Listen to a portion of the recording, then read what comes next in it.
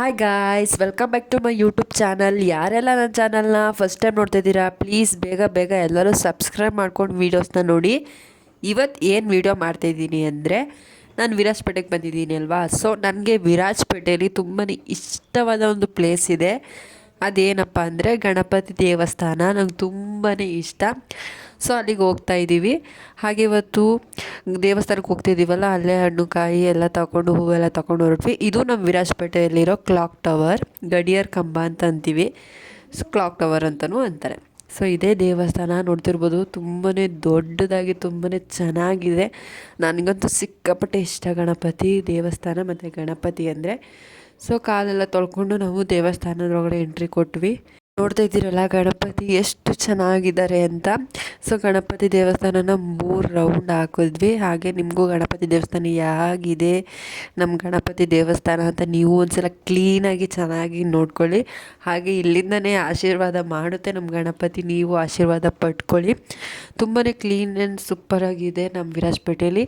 ಹಾಗೆ ಗೌರಿ ಗಣೇಶ ಹಬ್ಬ ಬಂದಾಗಂತೂ ಕೇಳಲೇಬಾರ್ದು, ಅಷ್ಟು ಸಕ್ಕತ್ತಾಗಿರುತ್ತೆ.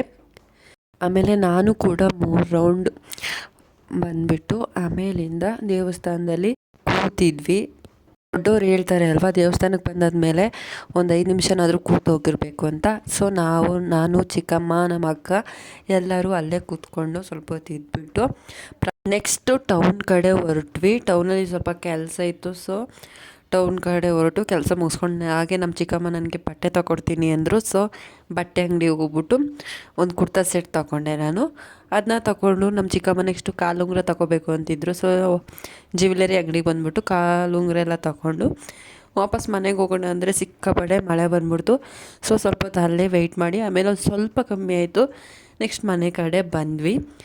ಮನೆ ಕಡೆ ಬಂದಾದಮೇಲೆ ನಮ್ಮ ಚಿಕ್ಕಮ್ಮ ಬಂದಿದ್ದರು, ನಮ್ಮ ಮಮ್ಮಿದು ತಂಗಿ ಇವರು ಅವರು ಬಂದಿದ್ದರು. ಅವ್ರ ಜೊತೆ ಸ್ವಲ್ಪ ಹೊತ್ತು ಕೂತ್ಕೊಂಡು ಮಾತಾಡಿಕೊಂಡು ಇನ್ನು ಇಷ್ಟು ದಿನದಿಂದ ಮಳೆ ನೋಡಿ ನೋಡಿ ಸಾಕಾಗೋಗಿತ್ತು.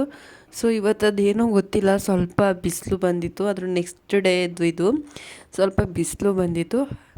ತುಂಬ ಖುಷಿಯಾಯಿತು. ಬಟ್ಟೆ ಸಿಕ್ಕಾಪಟ್ಟೆ ಇತ್ತು, ಅದನ್ನೆಲ್ಲ ಕ್ಲೀನಾಗಿ ಒಣಗಿಸ್ಬಿಟ್ಟು. ಹಾಗೆ ನಾವಿರೋ ವಠಾರದಲ್ಲಿ ಬಾವಿನೂ ಕೂಡ ಇದೆ. ಇದು ಸುಮಾರು ವರ್ಷದಿಂದನೂ ಇದೆ. ಇಲ್ಲಿ ಬೇಸಿಗೆಗಾಲದಲ್ಲಿ ಸ್ವಲ್ಪ ನೀರು ಕಮ್ಮಿನೇ, ಆದರೆ ಮಳೆಗಾಲದಲ್ಲಂತೂ ಕೇಳಲೇಬಾರ್ದು, ಸಿಕ್ಕಾಪಟ್ಟೆ ನೀರಿರುತ್ತೆ. ಇದೇ ಆ ಬಾವಿ. ಆಮೇಲಿಂದ ನಾಷ್ಟಕ್ಕೆ ನಾನು ಮ್ಯಾಗಿ ಮಾಡ್ಕೊಂಡಿದ್ದೆ, ಮೊಟ್ಟೆ ಹಾಕಿ ಸಕ್ಕತ್ತಾಗಿತ್ತು ಟೇಸ್ಟ್ ಮಾತ್ರ.